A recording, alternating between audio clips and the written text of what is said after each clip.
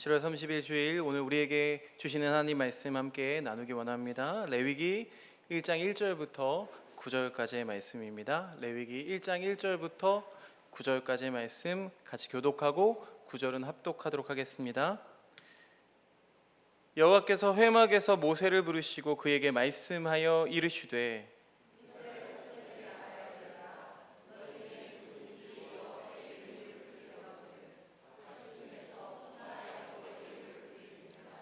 그 예물이 소의 번제이면 흠없는 수컷으로 회막문에서 여호와 앞에 기쁘게 받으시도록 드릴지니라.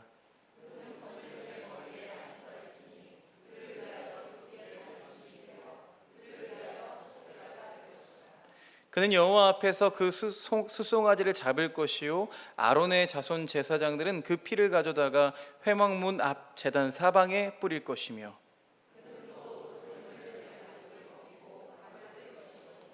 제사장 아론의 자손들은 제단 위에 불을 붙이고 불 위에 나무를 버려놓고,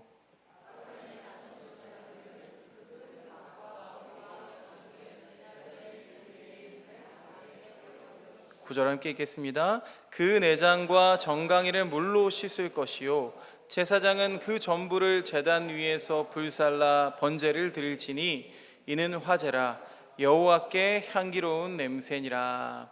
아멘. 이 시간에 성가대의 찬양을 함께 듣고 주님 앞에 올려드리기를 원합니다.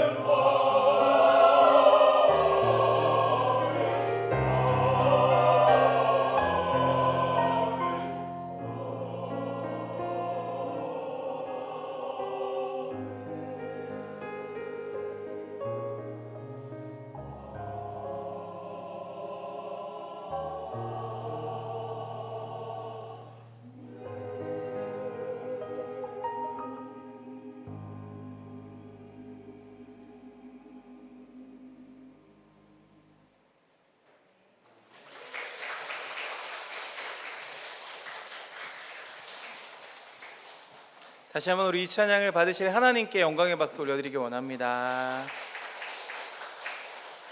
네, 점점 풍성한 성가대를 볼 수 있어서 마지막 주일이 아주 기다려집니다. 오늘은요, 레위기 1장 말씀을 가지고 향기로운 예배라는 제목으로 하나님의 말씀을 함께 상고하는 시간을 가지려고 합니다. 이 시대에 참 예배의 의미를 우리에게 분명하게 알아야 된다라는 메시지를 오늘 던져주는 시간이 되었으면 좋겠습니다. 우리가 늘상 드리는 예배지만 이 예배의 중요성과, 그러니까 내가 왜 예배를 드려야 되는가, 또 그리고 어떻게 예배를 드려야 되는가라는 근본적인 어떤 질문들, 근본적인 그 물음을 우리가 놓치지 않기를 원합니다.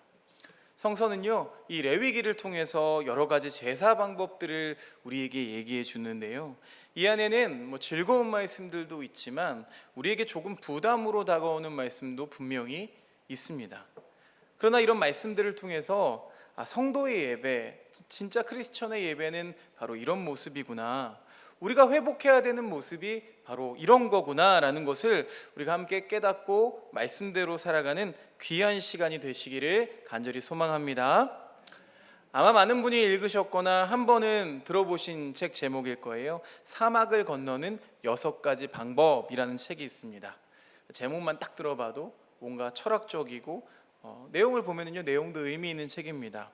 내용을 보면 그야말로 사막을 건너갈 때의 6가지 방법을 알려주면서 그것을 통해서 우리가 쉽게 사막을 건너갈 수 있다라는 내용인데요, 제가 그걸 다 말씀드리려는 건 아니고 그 방법 중에 한 2가지 정도를 함께 나눠보려고 합니다. 그게 마음에 와닿았던 것 같아요. 첫 번째는 뭐냐면요, 지도를 따라가지 말고 나침반을 따라가라 라는 것입니다.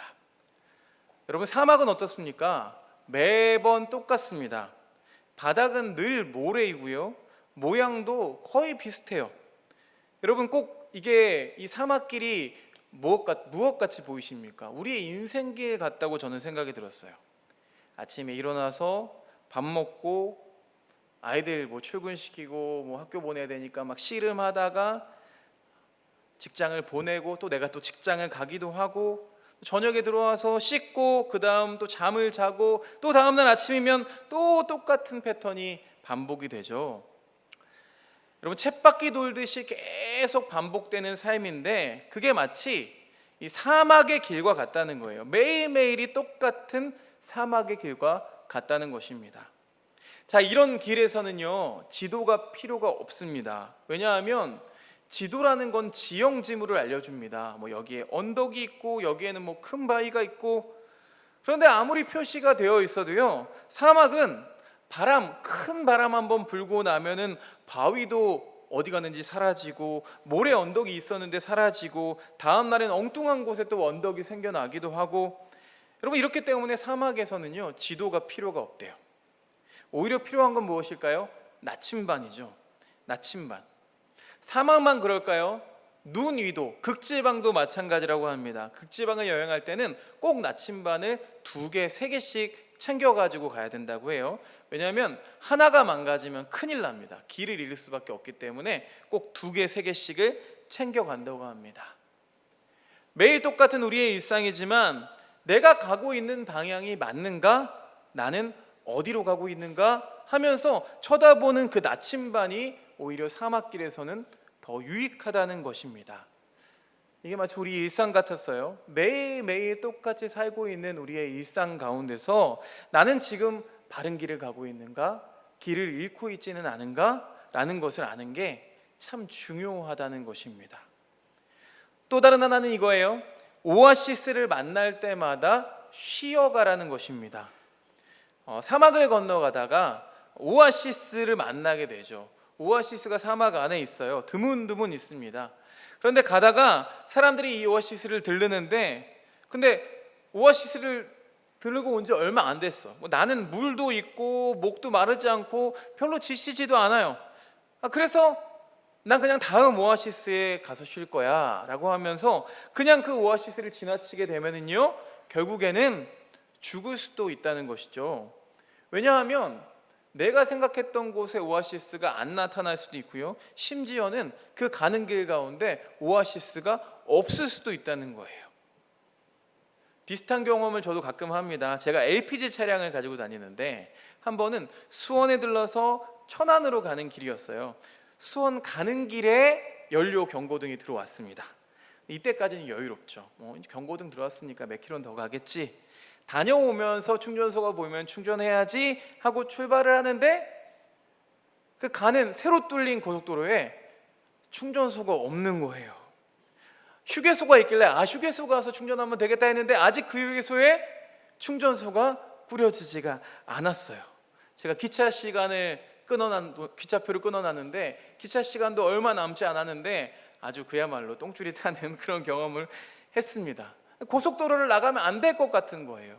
결국 고속도로를 잠시 나가서 충전을 하고 다시 갔던 기억이 있습니다. 엄청 뛰어갔던 그런 기억이 있었어요. 중간에 도로에서 멈출 뻔한 거죠. 그러니까 눈에 보일 때 가야 되는데 가지 못해서 그런 일이 일어났습니다. 결국 사막에서도 마찬가지죠. 지금은 괜찮아, 목마르지 않아, 나는 지금 물도 있어 라고 하면서 그 오아시스를 그냥 지나치면 결국 중간에 물이 떨어지게 되고 목마르고 뜨거운 햇볕으로 인해서 결국 중간에 퇴보하게 되거나 죽게 되는 그런 일들이 발생한다고 합니다. 그래서 목이 마르지 않아도 오아시스를 만나면 반드시 들어가서 물을 마시고, 또 피곤하지 않아도 무조건 들어가서 그늘 아래 쉬는 시간을 가져야만 사막을 무사히 횡단하고 건너갈 수 있다고 이 책은 말하고 있어요. 그런데 이것이 꼭 우리 예배를 가리키는 것 같습니다. 여러분, 우리 예배가 얼마나 복받은 예배입니까? 믿으십니까? 이게 얼마나 우리 인생 가운데 귀한 오아시스입니까? 여러분 따라해 보시죠. 예배는 내 인생의 오아시스입니다. 시작. 하나님이 그 오아시스로 우리를 초청하시는 거예요. 지쳐있는 사람들에게, 이 사막 같은 길을 걸어가고 있는 영혼들에게 힘들지? 토닥토닥 하시면서 우리를 오아시스로 불러주셔서 먹여주시고 그늘에 쉬게 하시고 또 새 힘을 주셔가지고 이 사막길을 건너갈 수 있도록 채워주시는 그 은혜의 시간, 그 오아시스의 시간인 것을 저는 믿습니다. 그래서 우리가 기도할 때에 주님 우리에게 은혜를 주옵소서라고 기도하죠. 여러분, 우리가 교회 나와서 예배를 드리는데 하나님의 은혜로 우리가 채워지지 않고 내 마음이 그냥 건조하고 또 메마른 상태로 그냥 예배를 마치고 돌아가게 된다면 여러분 그것처럼 불행한 것은 없을 것입니다. 여러분 이렇게 예배를 오아시스로 맞이하고 계십니까? 저는 그래서 우리가 일주일마다 드리는 예배, 아니면 중간중간 드리는 수요기도회, 금요기도 발전소, 이런 순간순간마다 때마다 드리는 예배, 이렇게 우리가 오아시스를 만날 때마다 반드시 우리가 그 오아시스에 들어가고 또 방문해야 되는 줄로 믿습니다. 근데 우리 많은 신앙인들이요, 이 중요한 것을 잊어버리고 살아요. 왜 그럴까요? 지금 내가 살기 괜찮아, 지금 당장 나는 목마른 게 없어, 내 인생이 지금은 충분한 것 같아 라고 하면서 우리가 종종 이 영혼의 진정한 모습을 깨닫지를 못하고 주의 예배들을 간과하고 가벼이 여기고, 그러다 어느 순간 지쳐버리고 퍼져서 번아웃 되는, 쓰러지는 그런 경험들을 하게 된다는 것입니다. 야곱이 광야에서 첫날 밤을 보낼 때에 꿈속에서 보았던 환상이 무엇입니까? 하나님하고 나하고 이 사다리로 연결되는 것을 체험했어요. 그래서 여기 하나님이 계시는구나. 우리가 예배할 때 여러분 경험하는 것이 무엇이어야 됩니까? 바로 이 시간, 나하고 하나님하고 그 사이에 야곱의 사다리가 연결되어 있는 것처럼 그렇게 연결되는 시간, 영적인 시간, 거룩한 만남이 있는 시간이 바로 우리의 예배인 줄로 믿습니다. 바로 이 예배를 우리에게 레위기는 가르쳐주고 있는 거예요. 그래서 우리가 읽은 이 레위기가 중요한 이유는 우리가 읽다가 보면은 제사 제도가 제사의 방법들 어떻게 드려야 되는지가 많이 나오다 보니까 헷갈려요. 그게 그거 같아요. 그러나 우리가 여기서 배우게 되는 것이 무엇이냐? 하나님이 기뻐하시는 예배라는 것은 이렇게 예배해야 되는 거구나. 우리가 드려야 되는 예배라는 것은 이러한 모습이어야 되는구나라는 것을 깨닫게 된다는 것입니다. 우리가 가만히 보면 오아시스마다 들리듯이 우리가 주일마다 예배를 드려야 되는 분들이 반드시 있어요. 특히 중독에 빠진 분들, 미국 영화에 보면은요, 일주일에 한 번씩 모여서 저는 뭐 술을 끊은 지 245일 됐습니다, 이렇게 하면서 회복하는, 단체로 회복하는 그런 과정이 있잖아요. 이런 분들은 반드시 예배를 드려야 돼요. 그런데 꼭 그런 분들이 예배를 잘 드리지를 않아요. 이 중독을 벗어나야 되고 죄를 벗어나야 되는 분들이 꼭 드려야 되는 것이 바로 이 예배입니다. 그러니까 매 주일마다 하나님 앞에 나와서 내 상태를 점검받고 살펴야 되는데, 그런 기회들을 갖지 않고 어느 순간 다 넘어져 있고 쓰러져 있는 그런 영혼들을 참 많이 발견하게 된다는 거예요. 몇 년 전에 페이스북을 통해서 한 성도를 알게 됐습니다. 당연히 저희 교회는 아니고요, 다른 교회에 다니시고 있던 분이었습니다. 그런데 그분이 가정 환경이 굉장히 어려웠어요. 남편과 사이도 굉장히 안 좋았고, 그럼에도 그런 관계의 어려움을 이겨내기 위해서 굉장히 애를 쓰시는 모습이 보였습니다. 가정에서도 행복하려고 애를 쓰고, 사진을 올릴 때마다 아주 행복한 모습을 올리면서 이분이 행복을 지키려고 굉장히 애쓰셨던 분이었어요. 그런데 그게 마음대로 잘 되지 않았나 봐요. 이분이 알코올 중독이 좀 심했습니다. 그런 어려움들을 저에게도 말씀해 주시고 기도를 부탁해 주셔서, 저에게만 부탁하신 건 아닌 것 같아요. 몇몇 목사님들한테 부탁하셔서, 그래서 같이 함께 그분을 위해서 기도하고 또 전화를 통해서 상담도 몇 번 하셨습니다. 아주 오래된 일이긴 한데요, 그런데 지난달인가요, 이분이 결국 하나님께 부름을 받으셨습니다. 굉장히 불안한 상태였기 때문에 제가 걱정을 참 많이 했어요. 그분의 죽음이 자살인지 아닌지는 잘 모르겠습니다. 그런데 참 너무나 안타까운 일이고, 아직 장례도 제대로 치르지 못한 상태라고 해요. 제가 굳이 왜 이분의 말씀을 드리냐 하면은요, 이분이 분명 회복의 길에 있었어요. 제가 볼 때에는요, 이분이 회복의 길에 있어서 교회 찬양팀에 서기도 하고, 특히 예배 드리는 자리는 빠지지 않고 정말 눈물로 기도하던 분이었어요.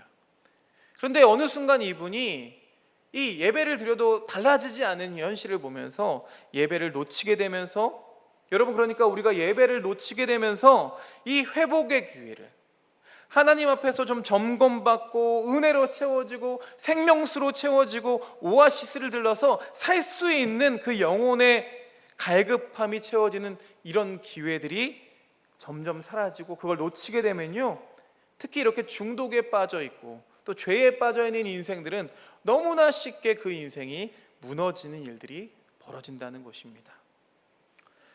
여러분, 우리에게 주신 이 예배라는 축복을 여러분 놓치지 않으시기를 간절히 축복드립니다. 하나님이 우리에게 이 오아시스를 선물로 주신 거예요.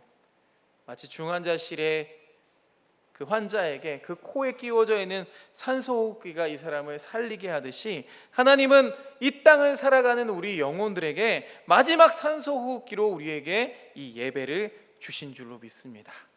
그래서 예배 드리는 인생은 살 수 있는 것입니다. 그런데 이 산소호흡기가 나는 필요 없어, 나는 그냥 건강할 수 있어 라고 거절하면서 어떻게든 이 예배를 지키려고 하고 주의 성수를 하려고 했던 우리 신앙의 선배들의 모습을 좀 가볍게 여기고 이 예배를 가볍게 여기는 순간, 그 순간 우리는 마지막 남은 산소호흡기를 스스로 떼어내고 죽는 길을 선택하는 것으로 가게 된다는 것입니다. 사랑하는 교우 여러분, 우리의 이 예배가 얼마나 우리 인생에서 중요하고, 내 인생의 마지막 남은 산소 호흡기이자 내 인생의 이 광야 같은 길에서 나를 살려주는 오아시스 같은 피난처라는 사실을 여러분 꼭 기억하시고 예배드리는 우리의 심령이 되시기를 다시 한번 축복합니다. 하나님께서 이렇게 우리의 예배를 축복해 주셨어요. 그리고 하나님께서 원하시는 그 예배의 모습을 이 레위기에서 여러 가지로 묘사를 하는데, 그 중에 하나가 뭐냐 하면은요, 우리가 오늘 읽은 말씀 9절 말씀을 다시 한번 읽어봤으면 좋겠습니다. 9절 말씀, 여기 보면은요, 하나님이 원하시는 예배의 모습을 이런 단어로 표현했어요. 9절 말씀 보니까요, 내장과 정강이를 물로 씻을 것이요 제사장은 전부를 제단 위에 불살라 번제를 드릴지니 이는 화제라. 우리 그 다음 같이 읽어볼까요? 시작. 여호와께 향기로운 냄새니라. 여호와께 향기로운 냄새니라. 이 제사의 모습을, 예배의 모습을, 하나님이 가장 아름답게 받으실 만한 이 제사의 모습을 한 단어로 표현했는데 바로 향기로운 냄새, 향기로운 제사다라고 표현했습니다. 그래서 이 향기라는 말이 이 레위기에 여러 번 등장을 합니다. 1장만 봐도 9절과 13절, 14절, 17절, 2장을 보면 2절과 9절, 3장에는 5절과 16절, 무려 18번 정도가 등장을 하는데 제사와 관계대해서는 15번 등장을 합니다. 그러니까 제사는요, 예배는 향기로워야 된다라고 계속해서 말씀하고 계시다는 거예요. 여러분, 향기로운 예배를 드려야 되는 줄로 믿습니다. 그런데 이걸 반대로 하면 어떤 말이 됩니까? 향기롭지 않은 예배가 있다는 거죠. 향기롭지 않다는 건 뭐예요? 심해지면 악취 나는 예배도 있다는 것입니다. 하나님은 향기로운 예배를 받기를 원하세요. 여러분, 그럼 어떤 예배가 향기로운 예배일까요? 오늘 우리가 배우는 이 향기로운 예배란, 따라해 보실까요? 값진 예배이다. 값진 거 아니고요, 값비싼, 그렇죠? 값비싼 예배입니다. 값진 예배를 향기로운 예배다라고 하나님은 말씀하고 계세요. 레위기에는 5가지 제사 제도가 나옵니다. 레위기의 기본 골격인데요, 이 중에 번제, 소제, 화목제, 속제제, 속건제 이렇게 5가지가 있는데, 이 5가지 제사 제도에 공통된 점이 하나 있다면 그게 뭐냐? 바로 제사를 드릴 때마다 자기 사람의 형편에 맞는 제물을 드린다는 것입니다. 그래서 부자는 숫소를 드리고, 중산층은 순양이나 염소를 드리고, 좀 가난한 사람들은 비둘기. 근데 너무 가난해서 이 비둘기를 드릴 형편마저 없어요. 그러면 곡식으로 하나님 앞에 제사를 드리도록 합니다. 그런데 또 공통된 내용이 뭐냐 하면요, 항상 기준이 있습니다. 내가 할 수 있는 것보다 그 이상의 것을 하나님께 드리는 것을 기본으로 하고 있다는 것입니다. 그래서 제물을 드리는데 일단 흠이 없어야 돼요. 그러니까 제사를 드리는데 제물이 필요한데 내가 가지고 있는 양 중에서 다리를 쩔룩거리고 못나고, 여러분 10손가락 중에서 안 아픈 손가락도 있잖아요. 좀 덜 아픈 손가락도 있잖아요. 못나고 밥도 잘 안 먹는 그런 양이 있어요. 그러면은 그래, 너 잘 걸렸다. 다음 제사는 네가 제물이다. 이러면 안 된다는 거예요, 여러분. 그 중에서 흠없는 것, 내가 가진 것 중에서 제일 좋은 것, 살찐 것을 하나님 앞에 드려야만 했습니다. 근데 여러분, 이 시대에는요, 지금도 제사를 드리는 종교들이 있죠.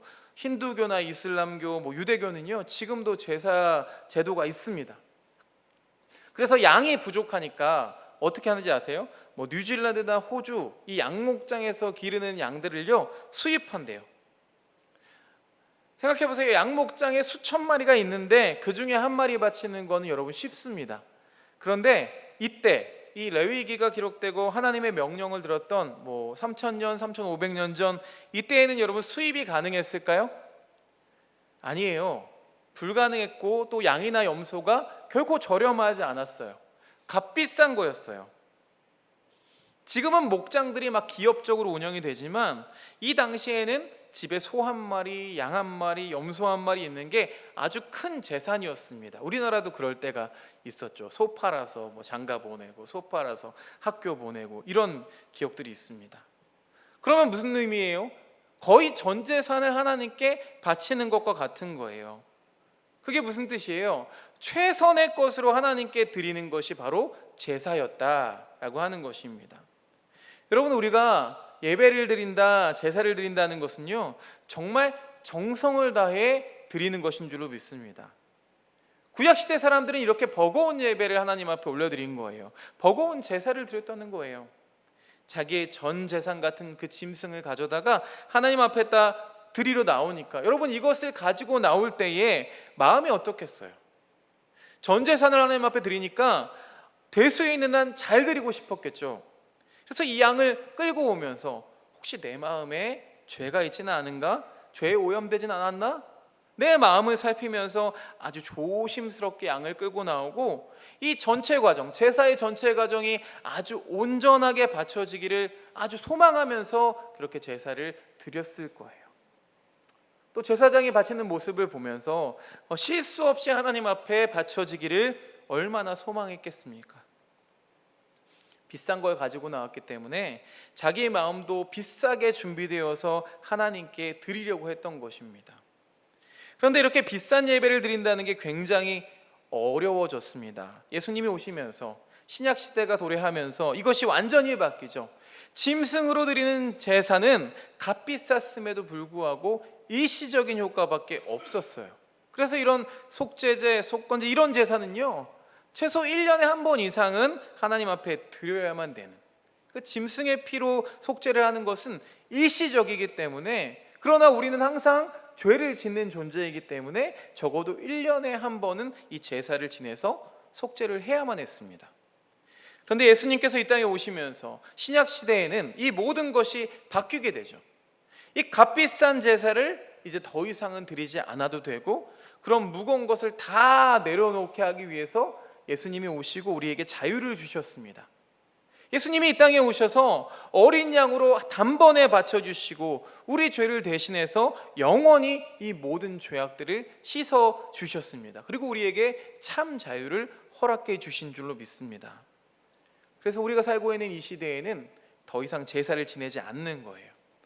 만약에 여러분 제사를 지냈으면 여러분 주일마다 양 한 마리씩 죽는다고 한번 생각해 보세요. 얼마나 여기에 피비린내가 나고 얼마나 또 많은 재정적인 지출이 있고 그렇겠습니까? 그런데 그것이 없도록 해주셨어요. 그런데 여러분, 자유가 계속되면 어떻게 됩니까? 자유를 온전히 누리는 것이 아니라 우리가 방종하게 되죠. 그게 뭐냐 하면요, 예수님을 통해서 자유함을 주셨기 때문에 이 제물을 드리지 않아도, 값비싼 것을 드리지 않아도 된다는 이 자유함이 어느 순간 방종으로 번져서 우리들의 예배를 아주 값싸게 헐값으로 만드는 잘못된 문제점들이 등장하기 시작했다는 것입니다. 값비싼 예배를 드릴 때는 처음부터 마지막까지 내 자신도 그렇고 제사도 그렇고 정말 정성을 다해서 실수가 없고 부정함이 없는 그런 예배가 되기를 기도하고 준비했습니다. 그런데 이런 것이 사라지면서 어느 순간 헐값의 예배가 이루어지면서 어떤 일이 생기느냐, 오늘 예배 안 드리면 저녁에 온라인으로 드리든가 다른 교회 예배 온라인으로 참여해도 되고 다음번에 예배 또 드리면 되지 뭐. 그러면서 예배를 우리가 가볍게 여기게 된다는 거예요. 그러니까 예배를 통해서 우리의 마음을 드리는 것이 아니라 심리적인 것을 드리게 됩니다. 어느 순간 우리 마음을 드리는 것이 아니라 심리적으로만 예배해야지라고 하면서 그냥 심리적인 동의, 지적인 동의만 있는 예배로 변질이 되기 시작했습니다. 여러분, 그 증상이 어떻게 드러나느냐, 여러분 점검할 수 있습니다. 예배를 드렸는데 우리 마음에 은혜가 없는 거예요. 여러분, 우리 심령 가운데 만족함이 없어요. 심령이 메마르고 건조해요. 마치 화석 같아요. 여러분, 화석이 뭡니까? 화석을 보면은요, 안에 동물이나 아니면 어떤 식물이 있었다라는 흔적만 남아있는 게 화석이에요. 그러니까 어느 순간 보니까 내 심령이 화석이 되어 있는 거죠. 전에는 하나님이 계셨대, 예수님이 계셨대 라고 하는 흔적만 있고 돌멩이처럼 단단하게 굳어버렸어요. 예배를 드릴 때마다 심령이 메마르고 건조하고 화석이 되어 있는 것을 깨닫는다면 그 원인이 어디에 있다고요? 예배를 어느 순간 값싸게 헐값에 드리고 있는 우리들의 모습에 원인이 있다는 것입니다. 여러분, 우리 신앙에도 반드시 길이 납니다. 길이 한쪽으로 만들어지면요, 그쪽으로 가게 되어 있어요. 눈길을 볼 때, 여러분, 눈길에서 차를 운전할 때 앞에 가는 차의 길을 따라가게 되죠. 그 길을 따라가게 됩니다. 여러분, 이 예배를 통해서 참 은혜 못 받는 분들은요, 계속 은혜를 못 받아요. 왜냐하면요, 예배를 드리면서 처음부터 끝까지 예배를 재봅니다. 멀리 갈 필요도 없고, 제가 예전에 그랬어요. 제가 20대 때 예배 인도자를 보면서 쟤는 이렇게 말이 많아. 오늘 찬양 인도자가 어떻네, 오늘 기도 내용이 어떻네, 오늘 목사님 설교가 무슨 말인지 모르겠네. 여러분, 이렇게 예배를 재고 달아보는 분들은요, 예배를 통해서 은혜를 받는 일이 없어요. 왜요? 이분들의 심령은 그렇게 길이 나 있기 때문입니다. 누가 와서 설교를 해도 항상 달아봐요. 그걸 재봐요. 그러니까 은혜를 받지 못해요. 그런데 그날 은혜를 받는 분들, 제대로 길이 나 있는 분들은요, 누가 와서 설교를 해도, 심지어 교회 학생을 이 강단 위에 올려서 설교를 해도 여러분, 그래도 아멘 하면서 은혜 받게 되는 줄로 믿습니다. 왜요? 그것이 바로 하나님의 말씀이고 하나님의 말씀의 선포라는 것을 알기 때문입니다. 비록 실수가 있고 어리숙하지만 그 뒤에 있는 그 하나님의 말씀에 귀를 기울이고 그것을 보기 때문이죠. 그분들은 그 속에 있는 예배의 무게를, 값진 것을 회복하고 있는 분들입니다. 그런데 우리 신앙의 선배님들이 그랬어요. 또 저희 부모님도 그렇고 항상 그런 얘기를 하셨습니다. 예배 때는 항상 헌금을 제대로 드려야 된다. 그래가지고요, 빳빳한 돈을 성경책, 옛날 성경책은 얼마나 또 튼튼해요, 무겁고, 그 안에 껴 넣으시고 또 그걸로도 부족했는지 다림질로 다리시고, 또 토요일날 저녁에 저한테 방석 밑에다 돈을 깔아놓고 얘야 여기 좀 앉아 있어라, 그랬던 기억이 있습니다. 근데 이 헌금 얘기만을 계속 들으니까요, 너무 지나치게 헌금을 잘 드려야 된다 이런 얘기를 들으니까 마음에 저는 반발감이 생기더라고요.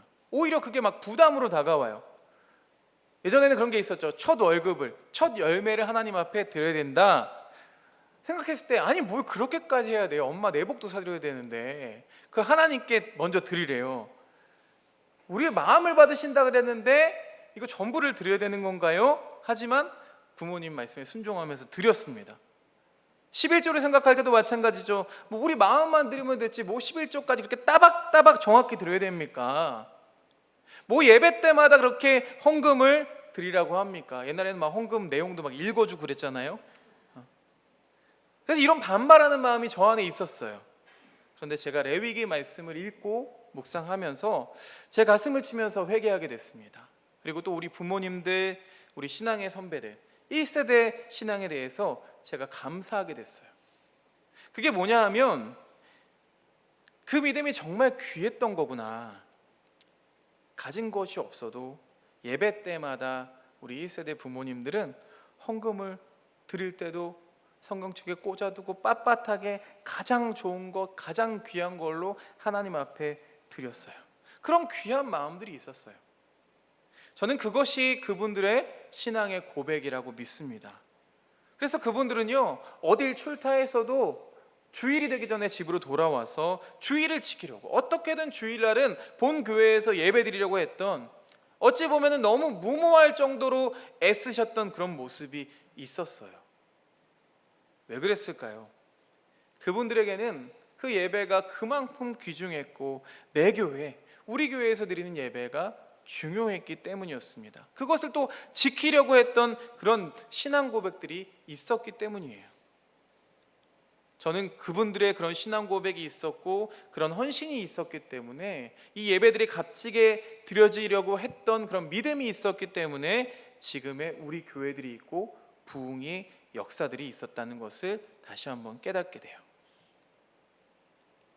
자, 그러나 우리 시대는 어떻습니까? 이런 무게가 없이 그냥 흔하게 있는 너무나 값싼 예배입니다. 아무것도 드려지지 않고 그냥 심리적으로만. 여러분, 심리적인 것과 마음은 구분해야 합니다. 그냥 심리적으로, 지적으로만 드리는, 그래서 예배를 통해서 무언가 배워가야 되고 무언가 좋은 말만 들으려고 하는 그냥 교훈을 듣고 윤리 시간 같은 그런 시간으로 변질되기도 합니다.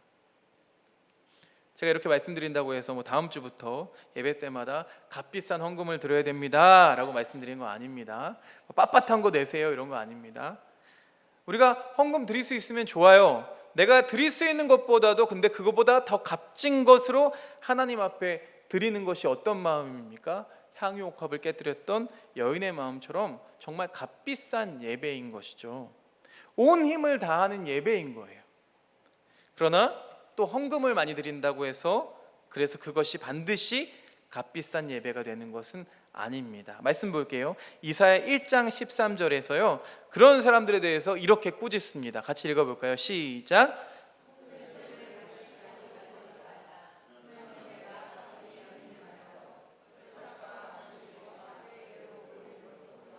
성회와 아울러 악을 행하는 것을 내가 견디지 못하겠노라. 지금 하나님이 말씀하십니다. 너희들이 지금 제사를 너무 잘 드린다. 율법에서 말하는 것처럼 너무 잘 드리고 있는 거예요. 형식이 딱 맞아요. 숫송아지, 순양, 수점소를 가져와서 제사를 드리는데 그것도 흠없는 아주 살찐 피둥피둥한 것들을 가져와서 제사를 원리 원칙대로 잘 드리고 있어요. 그런데 이사야 선지자가 뭐라고 합니까? 하나님은 너희의 제물을 하나도 기뻐하지 아니하신다. 그러면서 그 뒷절 14절 말씀에는 이렇게까지 말씀하세요. 내 마음이 너희의 월삭과 정한 절기를 싫어하나니 그것이 내게 무거운 짐이라. 내가 지기에 곤비하였느니라. 하나님 뭐라고 하십니까? 너희들이 잘 지키는 이 예배, 이 헌금, 이거 나 지겹다. 나 너무 싫다. 하나님이 이렇게 말씀하시는 거예요. 아니 값비싼 예배를 드리고 있는데 왜 하나님은 싫다고 하실까요? 우리 2장 12절 말씀 한번 볼까요? 2장 12절 말씀 우리가 한 목소리로 레위기 2장 12절 함께 읽어보겠습니다. 시작. 처음 익은 것으로는 그것을 여호와께 드릴지나 향기로운 냄새를 위하여서는 제단에 올리지 말지며. 지금 우리가 계속해서 보고 있는 게 뭐냐면요, 하나님이 받으시는 제사는 향기로운 제사라는 거예요. 향기로운. 근데 어떻게 향기로울 것이냐 이 얘기를 하는데, 보통의 경우에 지금 성경에서는요 첫 번째 것들을 하나님 앞에 바치라 그래요. 제단 위에 첫 번째 것을 드려야 됩니다. 그런데 방금 읽었던 이 12절 말씀 보니까요 첫 번째 것 중에 올리지 말아야 될 것도 있다는 거예요. 그게 뭘까요? 그게 뭐냐 하면 요 앞에 말씀에 나옵니다. 꿀과 누룩은 올리지 말라고 말씀하십니다. 이게 무슨 뜻이냐면요, 이 꿀과 누룩을 올려가지고 억지스러운 향을 만들지 말라는 거예요. 꿀을 태워서 번제단에 올리면 여러분 꿀 단내 나면 얼마나 좋습니까? 그렇죠? 근데 그 향기 같은 것들을 인위적으로 만들지 말라는 거예요. 제단은 하나님 앞에서 향기로워야 되는 거지 거기다 막 인위적으로 맛있는 냄새를 첨가하고 그래서 향기롭게 만들지 말라고 하나님이 말씀하고 계신 것입니다. 하나님은 우리 인간들이 드려지는 그 모든 예배가 값지기를 원하십니다. 그러나 그렇다고 해서 우리가 형식적으로 많은 예배를 그리고 아주 값비싼 헌금을 드린다고 해서 그걸 다 기뻐하시는 것은 아니라는 것입니다. 자, 이렇게 말씀드리면 이제 헷갈리기 시작하죠. 그러면 도대체 어떤 예배가 값진 예배이고 또 하나님이 받으실 만한 향기로운 예배가 될 수 있느냐? 우리 중요한 거니까요. 또 같이 읽어보도록 하겠습니다. 구약성경 271페이지에 보면 신명기 6장 4절에서 5절 말씀, 우리가 잘 알고 있는 말씀입니다. 아주 우리가 지켜야 되는 값지고 비싼 무게가 들어 있습니다. 함께 읽어보겠습니다. 시작. 이스라엘아 들으라. 너는 마음을 다하고 뜻을 다하고 힘을 다하여 내 하나님 여호와를 사랑하라. 아멘. 무엇을 다하라고 말씀하십니까? 마음을 다하고 뜻을 다하고 힘을 다하여. 예수님은 여기 한 가지를 더 붙이셨습니다. 뭐라고 붙이셨느냐? 목숨을 다하라. 할렐루야. 우리가 하나님 앞에 드려야 되는 예배가 어떤 예배냐? 어떤 예배가 값진 예배냐? 어떤 예배가 하나님이 받으실 만한 향기로운 예배냐? 바로 마음을 다하고 뜻을 다하고 힘을 다하고 목숨을 다하는 예배인 줄로 믿습니다. 여러분, 주일날 우리가 이렇게 예배 드리기를 간절히 축복드립니다. 예배 나오실 때마다 오늘 예배 아니면 다음번에 드리지 그렇게 생각하면 안 된다는 거예요. 우리가 예배 나올 때마다 무엇을 드려야 된다고요? 마음을 다하고 뜻을 다하고 힘을 다하고 목숨을 다하여 예배 드려야 되는 줄로 믿습니다.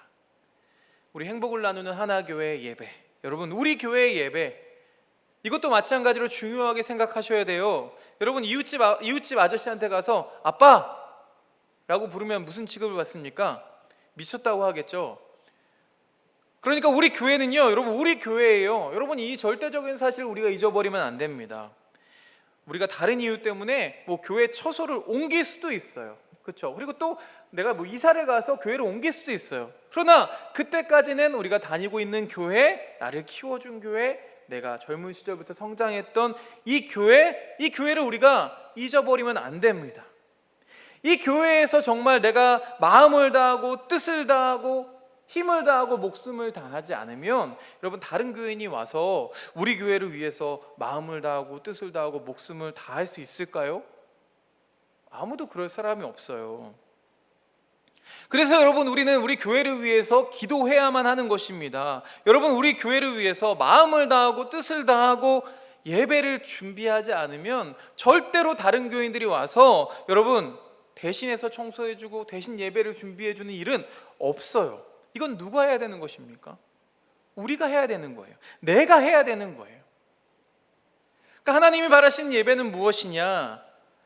값비싼 예배라고 말씀드렸습니다. 얼마나 값비싸야 된다고요? 마음을 다하고 뜻을 다하고 힘을 다하고 목숨을 다하여서 하나님께 내가 이 시간을 드립니다 라고 하면서 드리는 이 예배를 하나님은 기뻐하시는 줄로 믿습니다.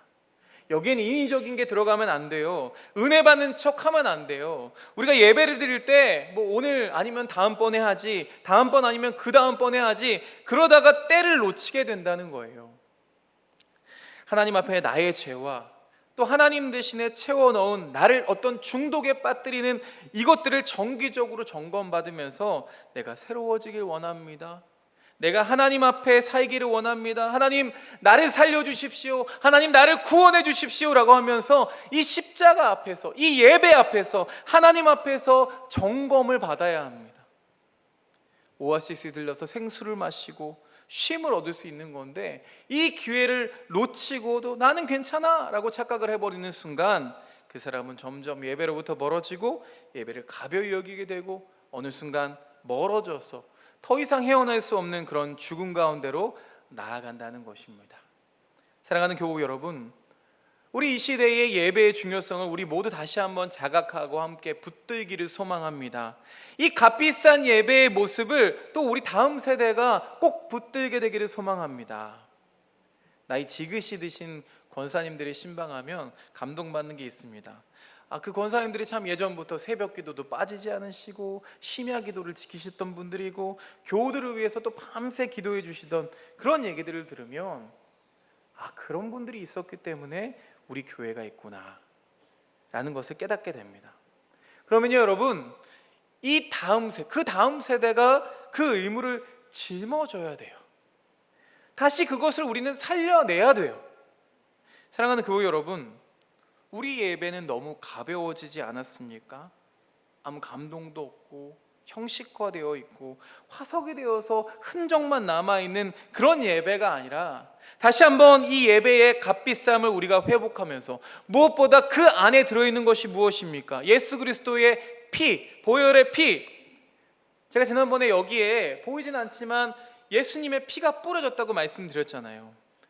우리에게 주신 그 피, 그 은혜를 우리 인생을 살리기 위해서 오아시스 같은 하나님을 만나고 예수 그리스도께서 우리에게 부어주시는 그 은혜 가운데 오라고, 이 예배의 축제 가운데 나오라고 우리를 초청해 주시는 그 초청의 말씀에 우리 모두가 응답하며 예배하게 되는, 예배하며 기뻐하고 감사하고 새로워지는 은혜만이 가득한 예배를 드리는 저와 우리 모든 교우들이 되시기를 주님의 이름으로 축원드립니다. 기도하겠습니다.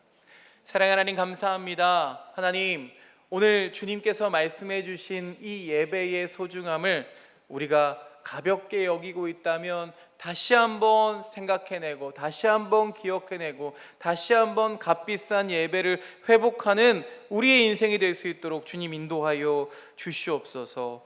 푹푹 빠지는 모래 같은 아무것도 변하지 않는 그런 삶을 우리는 살아갑니다. 그러나 오아시스 같이 우리를 불러주셔서 우리를 쉬게 하시고 우리 안에 생명수를 채워주시는 그 놀라운 은혜의 시간이 바로 지금 이 순간임을 기억하게 하시고 시간의 처음부터 마지막을 온전한 마음으로 마음을 다하고 뜻을 다하고 힘을 다하고 목숨을 다하여서 하나님을 예배하는 예배의 심령을 다시 한번 회복시켜 주시옵소서. 예수 그리스도 이름으로 기도드렸사옵나이다. 아멘. 찬송가 421장 내가 예수 믿고서 찬양 드리겠습니다.